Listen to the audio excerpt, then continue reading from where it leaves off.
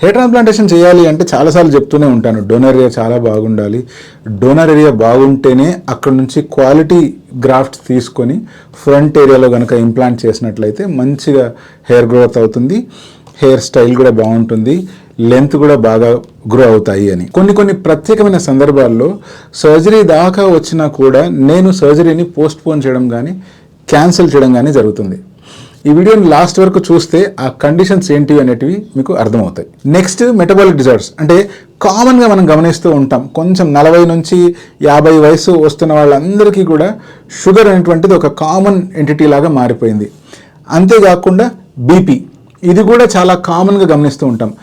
మీకే గనక కంటిన్యూస్గా షుగర్ ఎలివేటెడ్ స్టేజ్లో ఉంది అనుకోండి, మీరు హెయిర్ ట్రాన్స్ప్లాంటేషన్ చేయించుకోవడానికి రైట్ క్యాండిడేట్ కాదు. ఎందుకంటే నార్మల్గానే షుగర్ ఉన్న క్యాండిడేట్స్కి సర్జరీ చేసినట్లయితే నార్మల్ వ్యక్తుల కంటే షుగర్ ఉన్న వాళ్ళకి రిజల్ట్ అనేటువంటిది తక్కువగా వస్తుంది. అదే కనుక షుగర్ అన్కంట్రోల్ లెవెల్లో ఉందనుకోండి, ఇటువంటి టైంలో మీకు సర్జరీ చేస్తే మీ ప్రాణానికే ప్రమాదం. సో ఫస్ట్ మీ షుగర్ని కంట్రోల్ చేసుకోవాలి. పర్వాలేదు సార్ మీరు చేయండి, నేను షుగర్ని ఆటోమేటిక్గా కంట్రోల్ చేసుకుంటాను, నాకు హోమ్ రెమెడీస్ ఉన్నాయి,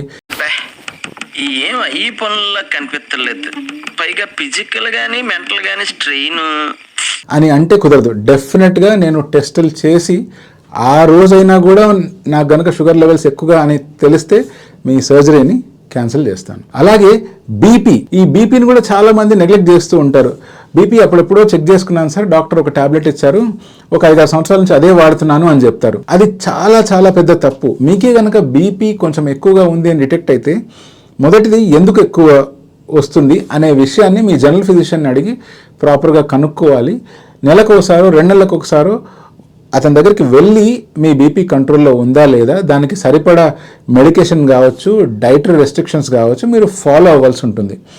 అలా ఫాలో అయ్యి మీకే కనుక బీపీ కంట్రోల్లో ఉంటుంది అంటేనే అప్పుడు హెయిర్ ట్రాన్స్ప్లాంటేషన్ సర్జరీకి మీరు ఎలిజిబుల్ అవుతారు.